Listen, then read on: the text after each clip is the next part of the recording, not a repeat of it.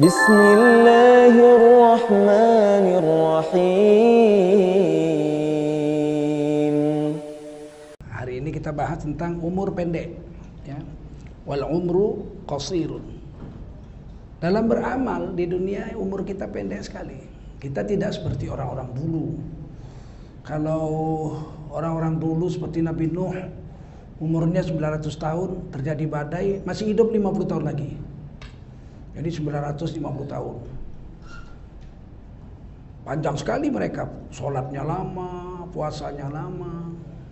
Malah satu riwayat ditulis oleh Imam Ibnu Katsir, Nabi Nuh itu puasa tiap hari. Kalau Nabi Dawud kelang-kelang hari. Berapa lamanya beliau beribadah kepada Allah SWT. Nabi Ibrahim dikabarkan umurnya 200 tahun. Khitan umur 120 tahun. Oh, Nabi Ibrahim. Ada riwayat katakan 80 tahun beliau khitan. Ada yang bilang, kalau Ibnu Hibban bilang 120 tahun, beliau khitan sendiri, potong sendiri. Ada yang berani? Beliau khitan umur 120 tahun sendiri, khitan sendiri. Masya Allah. Orang-orang dulu panjang-panjang umurnya. Jadi ibadahnya banyak. Kalau kita di sini bilang wal umru qasirun, umur pendek. Kata Nabi, umur umatku antara 60-70. Kita ini. Dibilang Nabi itu, ma baina sittin wa sab'in, 60-70. Dan memang kalau kita pikir, efektifnya umur umat Nabi itu 70. Efektifnya itu. Ada yang umur 80 hidup, iya, tapi udah nggak kuat ibadah. Kadang-kadang apalagi model zaman sekarang kita ini, zaman sekarang 80 tahun udah pikun. Letak kacamata aja dia marah-marah. Mana kacamata? Ini sini kacamata ini. Gimana dia mau ibadah lagi udah kayak gitu.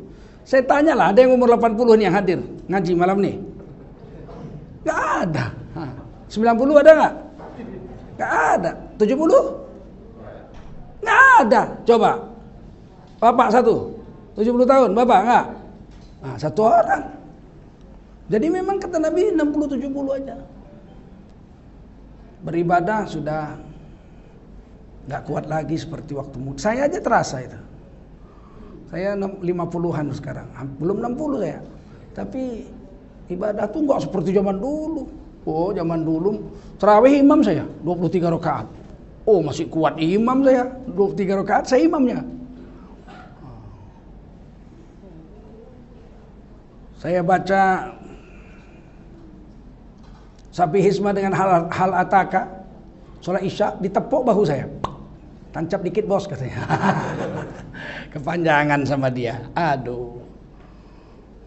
Jadi memang wal umru qasir, umur kita pendek. Kalau umur kita pendek, ya sebelum mati aja beramal. Kalau udah mati mana bisa lagi. In qata'a anhu amaluh. Kalau sudah mati berhentilah amal dari si mati itu. Nggak bisa sholat lagi udah mati. Nggak bisa lagi zikir udah mati. Nggak bisa lagi puasa. Kalaupun bisa nggak ada manfaat. Nggak nambah pahala. Ada sahabat-sahabat Rasulullah itu yang di kuburnya dia baca surat Al-Muluk. Oh, dalam Hayatus Sahabat saya baca gitu. Imam Ibnu Katsir juga nulis dalam Bidayatun Nihayah. Ada sahabat Nabi tidur malam-malam di perjalanan, dia bentang tempat tidur, dia tidur. Tiba-tiba dia dengar ada orang baca Quran. Tabarakalladzi biyadihil mulku wa huwa ala kulli syai'in qadir. Dia duduk. Alladzi khalaqa. Terus baca. Dia kira, siapa ini? Dia dengar. Kalau kita lari lah kita. Malam-malam sendirian dengar orang baca Quran dari dalam tanah, kalau kita loncat lah. Dia enggak, dia duduk, dia dengerin sampai habis itu surah Al-Muluk dibaca. Besok paginya dia jumpa Rasul. Sampai Madinah dia bilang tadi malam, saya tidur ada orang baca surah Al-Muluk. Habis 30 ayat itu dibaca dari dalam tanah. Takjub sahabat ini. Kata Nabi, itu orang dulu waktu hidup tiap malam baca Tabarakalladzi itu. Dan dia berdoa kepada Allah, kalau mati izinkanlah aku tetap membaca surah Tabarak ini setiap malam di dalam kuburku. Saking cintanya dia dengan surah Al-Muluk itu, Allah beri kepadanya satu nikmat, dia bisa baca tiap malam dalam kubur, tapi nggak menambah pahala. Ibadah itu dihitung waktu hidup. Kalau udah mati nggak dihitung lagi. Kecuali amal jariah yang dia buat, misalnya bangun masjid, masjidnya masih dipakai orang, ya semua pahala orang yang iktikaf, baca Quran, sholat di masjid itu semua dia mengalirlah sama dia amal jariahnya. Tapi inqata'a anhu amaluhu, yang dari dia, dari si mati itu berhenti. Kecuali sedekah jariah, ilmu yang bermanfaat, waladun soleh yad'ulah, anak yang soleh yang mendoakannya. Anak soleh di situ bukan anak kandung. Anak soleh di situ bisa anak kandung, bisa anak angkat, bisa anak susuan, rotoah, bisa anak tiri, bisa anak murid yang dipelihara dan diajari sama dia.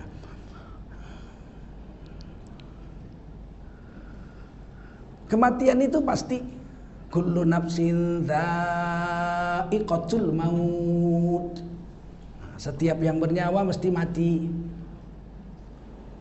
Jangan bilang mati kasar, ini mati bahasa Arab. Maut, mati. Yang bilang kasar-kasar itu orang Belanda dulu. Orang jangan bilang mati, itu mati kasar. mesti bilang meninggal ya. Meninggal gak jelas meninggal apa. Meninggalkan anak, meninggalkan istri, meninggalkan kampung, meninggalkan pekerjaan. Banyak artinya meninggal. Tapi kalau mati satu aja artinya. Nyawamu pedot, mati. Nyawamu dicabut, matilah kau. Nggak ada yang lain artinya mati itu. Nah, jadi dan mati itu bahasa Arab. Allah pakai kata maut, mati. Nabi juga idza mata ibnu Adam, kalau mati, kalau telah mati anak Adam, nah, pakai mati juga. Kita sholat pun baca inna sholati wa nusuki wa mahyaya wa mamatiya. Coba tukar besok. Inna sholati wa nusuki wa mahyaya wa meninggal gitu kan. Batal sholatnya. Jadi jangan bilang-bilang kasar. Nah, Allah katakan kullu nafsin dha'iqatul maut. Yang hidup mesti merasakan mati. Tidak peduli jin, manusia kah, hewan kah, iblis kah, malaikat kah. Malaikat mati. Malaikat maut mati.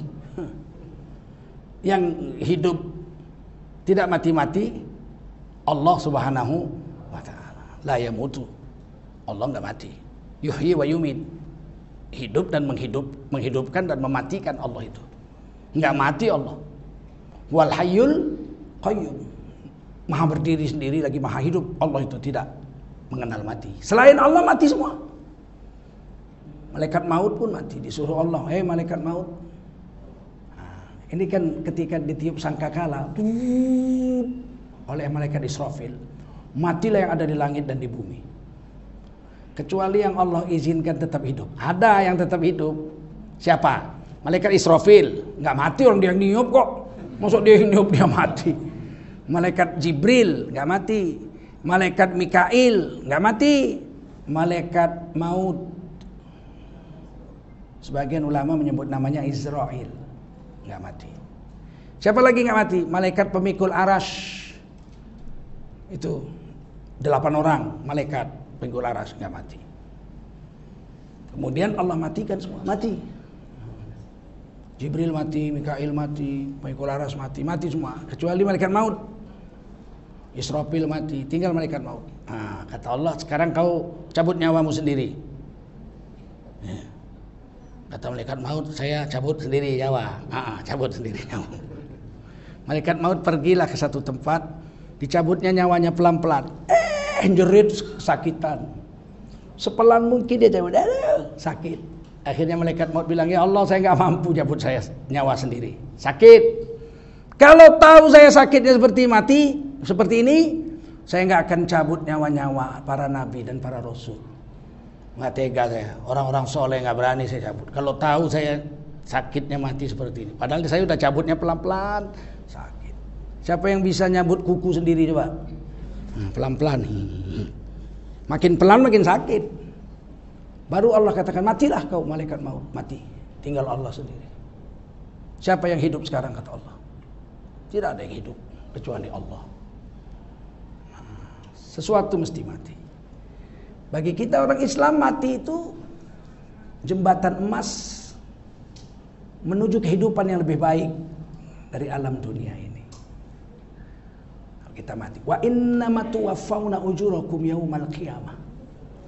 Hanya saja dengan mati itu kami Allah ingin melipat gandakan pahalamu di hari kiamat. Jadi bagi kita orang beriman, mati itu menyebabkan pahala kita berlipat ganda. Jadi nggak ada rugi-ruginya. Dosa stop, nggak bisa lagi zina, nggak bisa lagi mabuk, nggak bisa lagi mencuri. Tapi agak pahala hidup jalan terus. Kita ngajari anak kita ngaji, Fatihah, ngajarin sholat. Anak kita sholat, dia kawin, istrinya diajari, dapat 2 pahala lagi. Dia punya anak 3, anak-anaknya diajari ngaji, udah 5. Anaknya punya cucu lagi 7. Wah, udah 12. Dan seterusnya udah semua beranak-beranak itu. Sehingga dia nanti akan terkejut di hari kiamat. Melihat amalnya sendiri, nggak percaya dia. Iqra, kita baca kitab. Oh, saya nggak pernah bisa baca Quran sampai mati ya Allah. Kenapa ini ada khatam Quran, khatam Quran, khatam Quran setiap hari sekian juz, setiap hari sekian juz. Dari mana ini? Kamu pernah membangun madrasah tahfizul Quran. Dari semua anak yang ngaji situ, yang menghafal Quran, yang mengulang bacaannya semua itu sama kamu pahalanya semua tanpa mengurangi pahala orang itu. Berlipat-lipat ganda di hari kiamat.